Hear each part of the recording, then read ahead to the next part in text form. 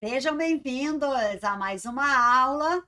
Nós vamos continuar na tramitação processual. Então, nós já vimos que, distribuída a ação trabalhista, vai ser designada uma audiência de conciliação, instrução e julgamento.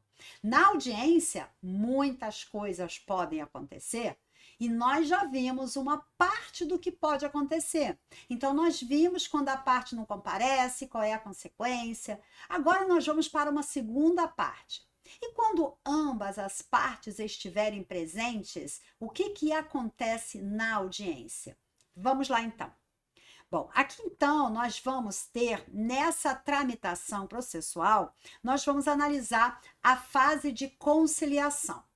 Então diz a CLT: aberta a audiência, se empregado e empregador, se ambos estiverem presentes, o que o juiz vai fazer? Aquela famosa pergunta: há possibilidade de acordo? Então, nós estamos diante da primeira tentativa de conciliação. Diz a lei que se não tiver acordo, né, então a gente vai ter a continuidade do procedimento, né? Então aí eu coloquei no slide para vocês olharem esse trâmite processual nessa parte da audiência. Então nós vamos ver ali a audiência de conciliação, instrução e julgamento. Então vocês vejam aqui, ó, audiência de conciliação, instrução e julgamento. Se o autor não tiver presente, autor ausente, arquivamento, fim. Processo acabou, vai ter que ajuizar uma nova ação. Se o autor tiver presente e a ré e advogado tiver ausente e não tiver contestação, qual é a consequência? Revelia e confissão da matéria de fato. E aí, quando o reclamante, o autor da ação e a ré, se ambos estiverem presentes, é que nós vamos ter essa primeira tentativa de conciliação. O juiz abre a audiência tentando conciliar. Se a conciliação ela não acontecer, aí a gente vai para o próximo passo, que é o oferecimento da contestação. Mas vamos analisar primeiro essa parte da tentativa de conciliação, então. Se as partes, então, nessa primeira tentativa de conciliação, se elas resolverem fazer o acordo, então nós vamos ver o que acontece aí. Diz a lei que, se houver acordo, vai ser lavrado o termo de conciliação, vai ser assinado pelo presidente. Agora a gente não tem mais presidente, é pelo próprio juiz, né, que é o único que está ali na vara, né? Consignando-se o prazo e demais condições de pagamento, tá? Então, ali diz, entre as condições a que se refere o parágrafo anterior, pode também ser estabelecido que a parte que, de ficar a parte que não cumpriu o acordo, satisfazer o pedido integralmente e ainda pagar uma indenização. Então, é muito comum a gente ter uma multa para a hipótese do descumprimento do acordo. Então, isso vai variar muito na prática, mas é uma prática muito comum pelo que prevê o próprio artigo. Bom, então ambas as partes estão lá, o juiz tenta conciliar, e aí o que pode acontecer aí? Bom, aí a gente vai ter, se nessa tentativa de conciliação as partes rejeitarem o acordo, conciliação rejeitada, nós vamos ter o oferecimento da defesa, que é o que prevê o artigo 847. Então, não havendo acordo, o reclamado terá 20 minutos para aduzir a sua defesa após a leitura da reclamação, se ela não for dispensada, tá? E aí a lei prevê que a parte, isso foi incluído pela reforma trabalhista, ela pode apresentar a defesa escrita, tá? Pelo processo judicial eletrônico até a audiência. Bom, então esse é o trâmite quando as partes não fizerem um acordo. Se a gente voltar lá, vocês vão ver aí o passo a passo. Então vamos ver aqui, ó. O autor está presente, a ré e advogado estão ausentes, sem contestação, revelia e confissão da matéria de fato. E aí o que acontece? Com a revelia e confissão da matéria de fato, os fatos ficam incontroversos, dali não existindo necessidade de produzir nenhuma prova, o juiz vai encerrar a instrução, o juiz vai, da parte para parte, falar em razões finais, que é um direito que a parte tem, no caso só a parte que estiver presente, que é a parte autora, fazer as razões finais, tem até 10 minutos para isso. O juiz não vai conseguir fazer a tentativa de conciliação porque a outra parte não está ali, mas isso fica registrado na ata de audiência e, em sequência, o juiz vai proferir a decisão, a sentença, e da sentença vai caber recurso, tá? Então, esse é um caminho. Agora, vamos lá para o outro caminho, né? O outro caminho que a gente acabou de ver, o autor está presente, a ré está presente, tentativa de conciliação. Na tentativa de conciliação, as partes não fazem um acordo, a gente vai ter a defesa. E agora, vamos para o desenvolvimento da outra parte, que é autor presente, a ré presente, tentativa de conciliação, as partes resolvem fazer um acordo, dizem para o juiz, nós resolvemos fazer um acordo. O que acontece aí, então? Bom, em relação a esse acordo, a gente tem várias informações importantes. Primeiro, que a CLT prevê, no artigo 764, caput, que a tentativa de conciliação, ela é sempre obrigatória, tá? Sempre. Tanto faz se a gente está num dissídio individual, onde a gente tem empregado, empregador, pode até ter uma reclamação plurima, não tem problema, ainda continua sendo um dissídio individual, ou nos dissídios coletivos, que é aquele que visa criar uma norma trabalhista, né? Que é aquele dissídio coletivo, que visa criar norma coletiva. Então, sempre a gente vai ter a tentativa de conciliação, que ela é obrigatória. O parágrafo 3º também diz que essa tentativa de conciliação ela pode ser feita a qualquer momento, mesmo depois que tiver encerrado o juízo conciliatório. Então, é possível fazer o acordo na execução? É possível sim, a qualquer momento. Tá? Agora, o que é preciso observar aqui, tá?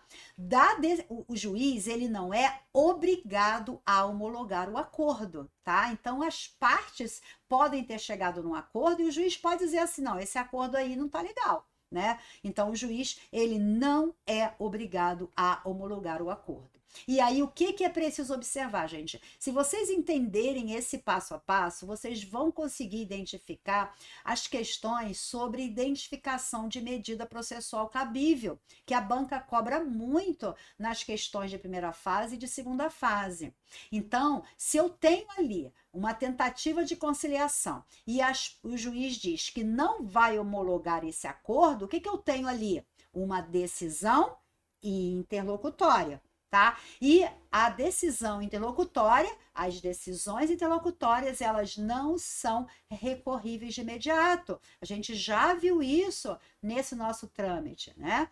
Então, dessa decisão, como ela é irrecorrível de imediato, e nesse caso nós não temos uma decisão terminativa, tá? Diferente do que nós já vimos quando o juiz acolhe uma exceção de incompetência territorial e manda o processo para uma vara do trabalho de outro TRT, ali é uma outra coisa. Então, nós vimos que ali havia uma decisão interlocutória, mas aquela decisão interlocutória, quando o juiz acolhe a exceção de competência, manda o processo para uma vara do trabalho de outro TRT, essa decisão ela é terminativa perante aquele tribunal. E é por este motivo que, neste caso, vai caber recurso, já que é uma decisão terminativa. Aí é o que a gente viu lá no artigo 799, parágrafo 2º, aí é o que a gente viu na súmula 214, letra C do TST. É a única exceção que nós temos nesse trâmite na vara do trabalho. Nenhuma outra hipótese nós temos a possibilidade de cabimento de recurso imediato nesse trâmite. Então, todas as decisões que o juiz proferir nesse caminho aí, nós vamos ter como decisão interlocutória, que é irrecorrível de imediato. E aí, o que você pensa? Peraí, se o juiz prolatou uma decisão e essa decisão é irrecorrível de imediato, e como é que você vai saber diferenciar quando a gente está diante de uma decisão interlocutória e de uma sentença? Como é que você diferencia isso? Vamos lá. Nós estaremos diante de uma sentença quando o juiz julgar. Quando o juiz julgar procedente o pedido, quando o juiz julgar improcedente um pedido, quando o juiz deferir o pedido, que a banca muitas vezes usa o termo deferiu. O juiz deferiu o pedido, julgou procedente, julgou improcedente, o juiz deferiu o pedido, deferiu a hora extra, deferiu ou indeferiu, certo? Então, a gente está diante de uma sentença. Nós teremos também uma sentença terminativa, que é quando o juiz não julga o mérito, quando o juiz julga extinto o processo sem mérito, porque o juiz acolheu uma preliminar de inépcia, também é uma sentença. O juiz acolheu uma prejudicial de mérito, a prescrição bienal, também é uma sentença. Tá? Então, todas as outras decisões que o juiz profere ao longo do processo são decisões interlocutórias e elas não são recorríveis de imediato. Então, quando as partes querem fazer o acordo e o juiz diz não tem possibilidade de acordo, quando o juiz rejeita essa tentativa de conciliação, então eu tenho ali uma decisão interlocutória e ela não cabe recurso imediato. Só que quando a gente tem uma decisão interlocutória que não cabe recurso imediato, então o que eu muitas vezes vou pensar? Eu penso logo em quê? No remedinho constitucional. É exatamente isso. Então, se não é cabível recurso, será que cabe o remedinho constitucional?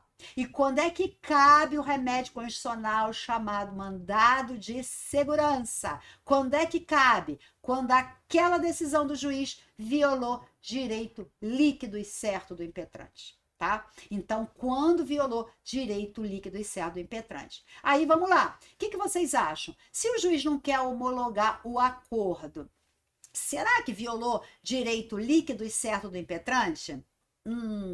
Tenho certeza que você está pensando assim. Claro que sim, ele quer receber, o empregado quer receber logo? Pois é, só que a gente tem uma coisa chamada direitos indisponíveis. Lembra lá da nossa aula de princípios? Então, gente, o princípio da indisponibilidade do direito. As normas trabalhistas, elas são indisponíveis e por este motivo é que o TST entendeu que não é possível o cabimento de mandado de segurança nesse caso. A homologação do acordo é uma faculdade do juiz. Não existe direito líquido e certo tutelável pela via do MS, tá? Então, é muito importante entender o porquê, já que a banca exige muito. Então, vamos resumir isso. As partes querem fazer um acordo numa ação trabalhista. Cuidado para não confundir. É acordo numa ação trabalhista. As partes querem fazer o acordo e o juiz diz, não vou fazer. Decisão interlocutória, não cabe recurso. E também não cabe mandado de segurança porque o TST entende que não há violação a direito líquido e certo. Foram as duas observações que eu fiz aqui para vocês. Então, o que cabe? Não cabe nada. Vai precisar que o empregador melhore o valor para convencer o juiz de que aquele acordo realmente vai ser favorável ao trabalhador. Fora isso, não cabe absolutamente nada.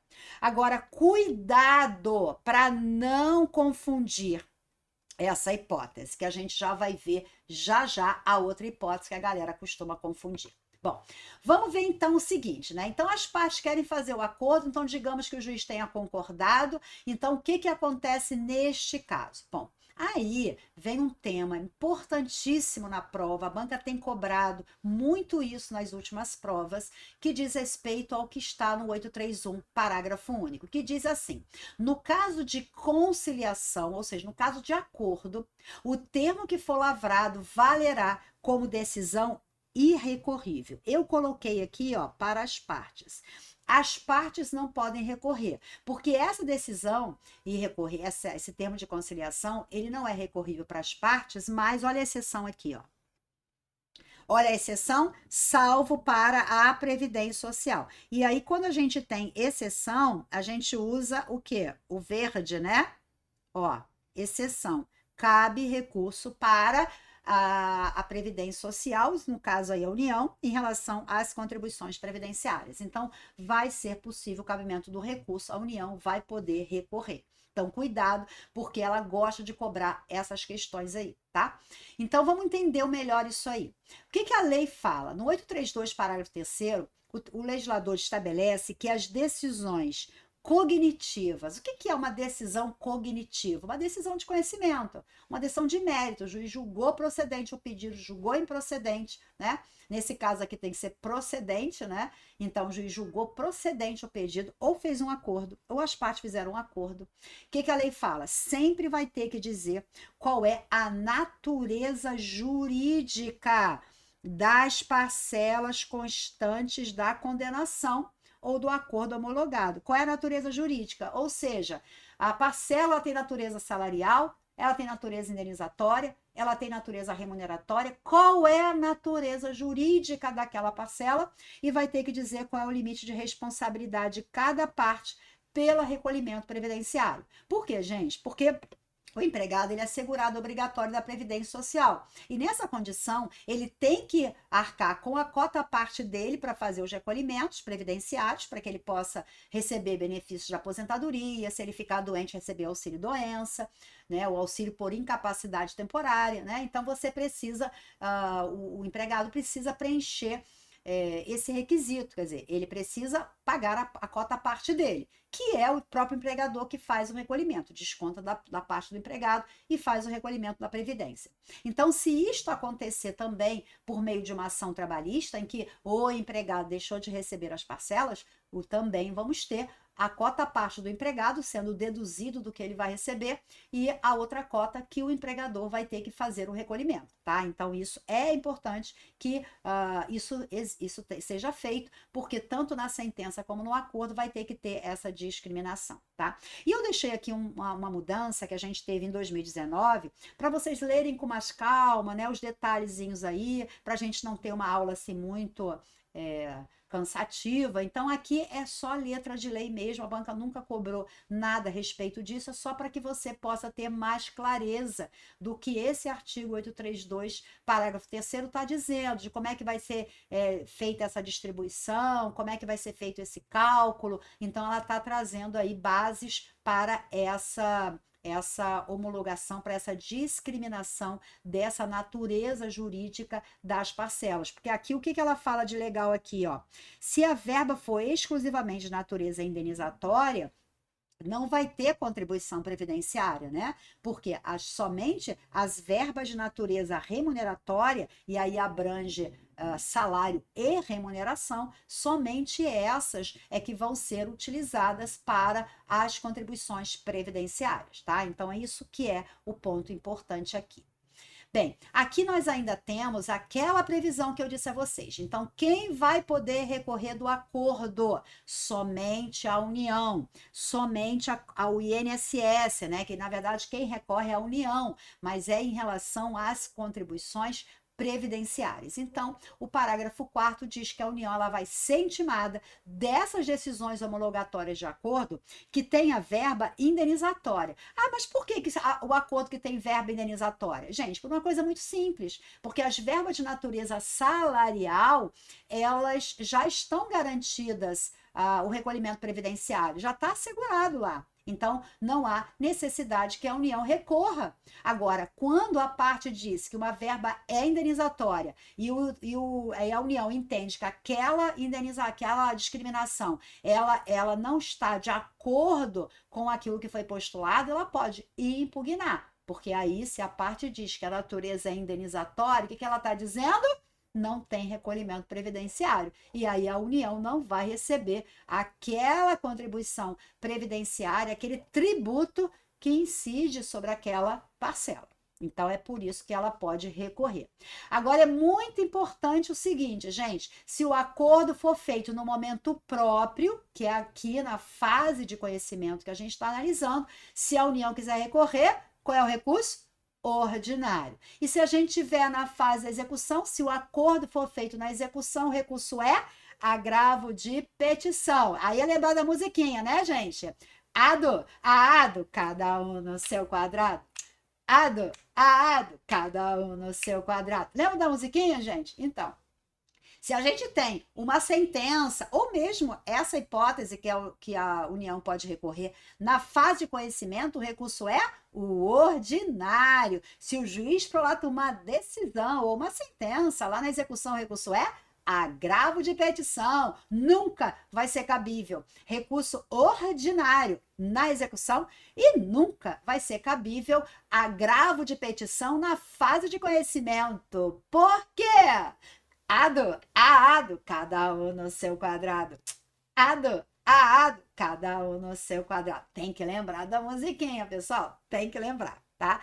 Então, gente, aqui, se a União for recorrer, tem que olhar qual é a fase do processo que as partes fizeram o acordo, já que o acordo pode ser feito a qualquer momento. Tá? E lembrando que a União tem prazo em dobro, Fazenda Pública tem prazo em dobro, Decreto-Lei 779 de 69, tá? Então, o prazo é em dobro. Agora, vamos lá. E para as partes, gente? Aí é legal você saber bem isso, porque a banca adora cobrar esse negócio, tá? Então, o que a gente viu? O próprio artigo 831, parágrafo único, diz que daquela sentença, daquele acordo, na verdade, né? Aquele acordo vale como decisão irrecorrível. Ora, se a decisão ela é irrecorrível, se aquele acordo ele é irrecorrível, o que o TST então concluiu para deixar mais claro isso? Aquele acordo, quando ele é homologado, ele transita em julgado na data da homologação. Então, não pode recorrer mais.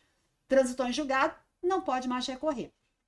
Transita em julgado na data da homologação. E aí, veja, como é que as partes podem impugnar?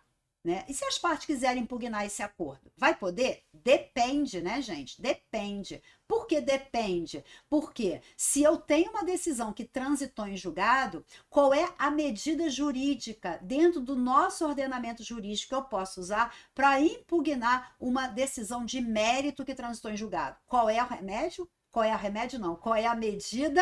É a ação rescisória. E eu só vou poder utilizar a ação rescisória se a hipótese se enquadrar em uma das hipóteses que a lei permite a ação rescisória. Então, você tem que saber isso, tá? Para que você possa marcar a alternativa correta, para que você saiba se aquela decisão vai ser possível ser desconstituída, que é o termo técnico, né? Desfeita por meio da ação rescisória. E o que acontece muito na prática, né? Na prática não, nas provas da OAB. Se o empregado foi coagido, se ele foi coagido a fazer o acordo, a coação está lá no rol do artigo 966 do CPC, que cabe a ação rescisória. Mas o que a banca gosta de colocar? O empregado se arrependeu, fez o acordo, aí viu que o amiguinho recebeu um valor maior, ficou arrependido, aí ele quer desfazer aquele acordo. Nesse caso, pode? Não pode. Aí o que você vai dizer para ele? O que você, como advogado, vai dizer para o cliente? O que você vai responder na prova?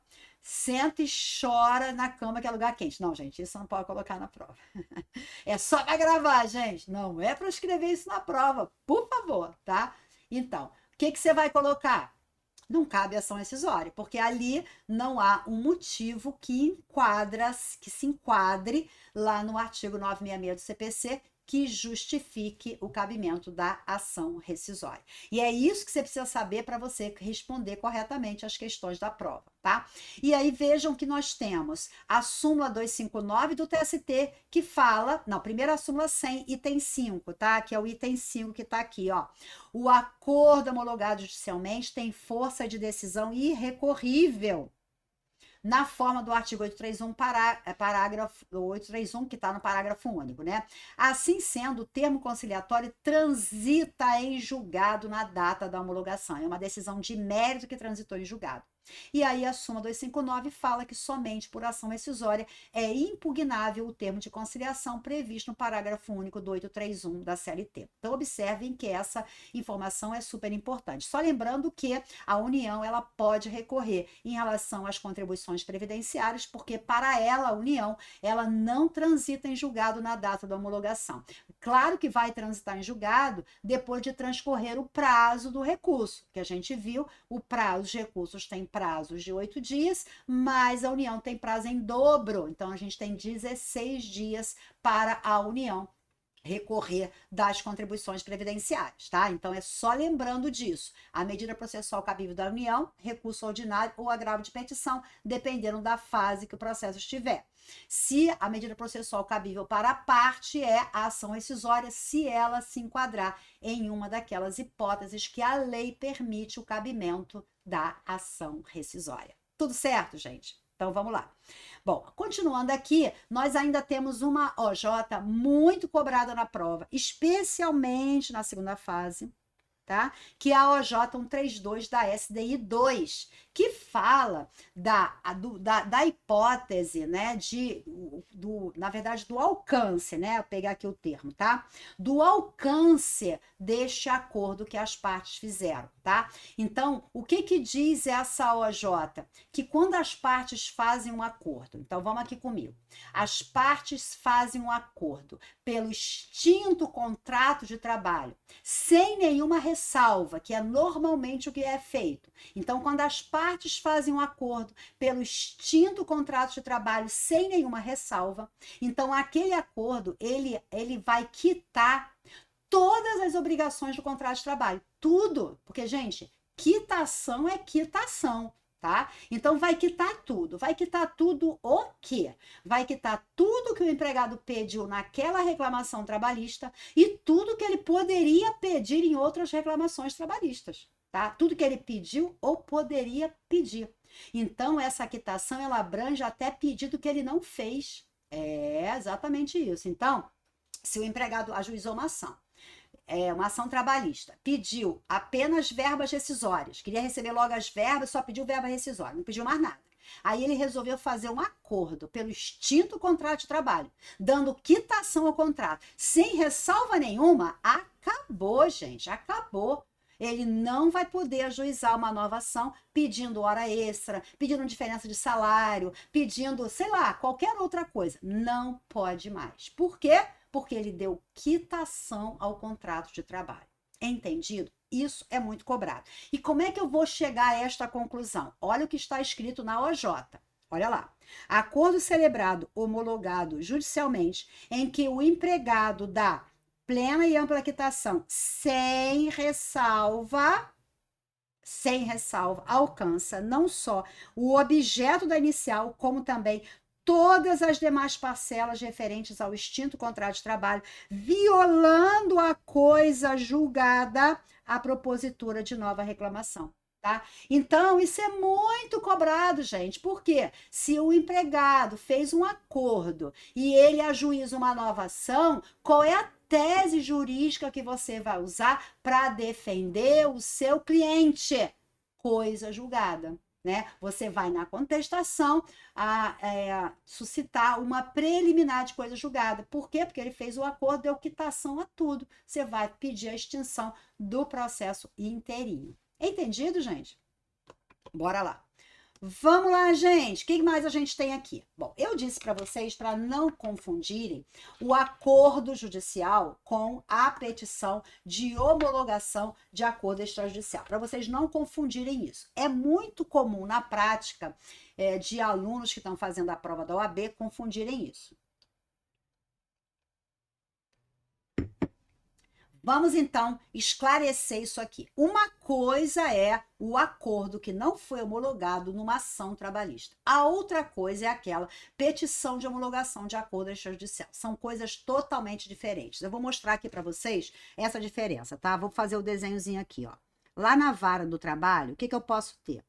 Eu posso ter uma petição, pode ser que as partes tenham feito uma petição de homologação de acordo extrajudicial. Tem que prestar atenção se foi uma ação trabalhista ou se foi uma petição de homologação de acordo extrajudicial, tá? Aí, qual é o trâmite? Pode ou não ter audiência. Eu vou ter aqui o quê? Uma sentença. Acabou aqui, tá? Daqui eu tenho uma sentença. Outra coisa diferente é o que a gente está vendo aqui agora. O que a gente está vendo aqui agora? O empregado ajuizou uma reclamação trabalhista. Ajuizou a reclamação trabalhista, qual é o próximo passo? Audiência de conciliação, instrução e julgamento. Aí o que que acontece? Aí eu vou mudar até a cor aqui para que vocês enxerguem bem isso, para que vocês vejam com muita clareza o que eu estou colocando aqui, para não confundir isso na prova de jeito nenhum. Que é o seguinte, aqui, ó, se ambas as partes estiverem presentes, o juiz vai aqui abrir e tentar a conciliação. Se as partes fizerem um acordo, eu tenho um acordo judicial.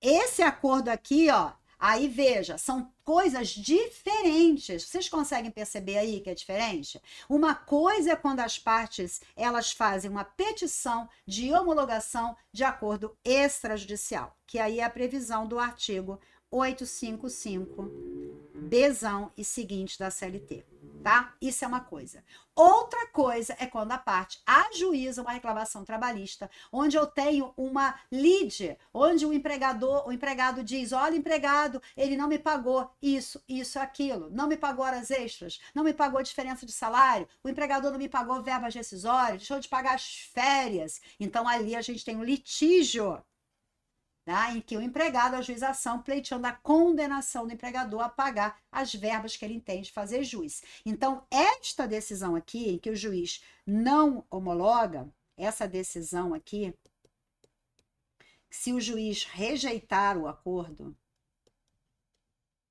e não homologar o acordo,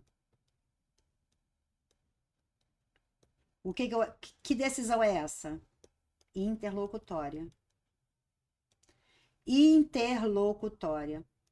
Não cabe recurso. E não cabe também mandado de segurança, tá? É aqui, ó, é o que eu botei aqui embaixo, ó. Beleza? Não cabe recurso na decisão interlocutória. Outra coisa diferente é quando eu tenho uma petição de homologação de acordo extrajudicial, que aí eu vou ter o que aqui? Uma sentença. Aonde está dizendo que isso é uma sentença? Artigo 855, tracinho D da CLT. E da sentença cabe o quê? Recurso ordinário para o TST. TST não, né, gente? Olha eu já correndo aqui. Não, gente, é no TRT. Para o... Opa, não é para pagar tudo não, Neizinha. Aqui, calma aí. Vamos lá, calma aí, gente. Ó, aqui pro TRT. Quase não sai, né? Entendido, gente? Então, presta bem atenção que são coisas diferentes. Uma coisa é quando o empregado ajuiza uma ação trabalhista, uma reclamação trabalhista pleiteando a condenação do empregador. E a conciliação é uma fase do processo. Fase. Outra coisa diferente é quando as partes estão de comum acordo, elas já chegaram num consenso, ela só quer que o juiz vá lá e dá uma carimbada lá. Carimba aí, excelência, carimba aí. Carimba aí e diz que esse acordo tá legal, que a gente fez, tá tudo dentro da lei aí, tá tudo bonitinho. Dá uma carimbada aí, proferindo uma sentença homologando esse acordo. Aí eu tenho uma situação diferente, tá? Se o juiz não homologa esse acordo, vai ser possível o cabimento do recurso ordinário para o TRT analisar aquelas condições do acordo, se elas estão de acordo com a lei, então ele vai analisar. São coisas totalmente diferentes. Perceberam aí, gente? Ficou claro isso para vocês? Então é muito importante diferenciar essas duas hipóteses. Se tiver alguma dúvida, vai lá também na nossa aula sobre acordo de homologação, né? Termo de conciliação de homologação de acordo extrajudicial. A gente tem uma aula só para falar dela, para você ver a diferença. Tudo bem, gente? Então, paramos aqui. Daqui a pouco a gente continua na próxima aula, continuando o nosso trâmite processual. Aguardo vocês, hein? Até lá!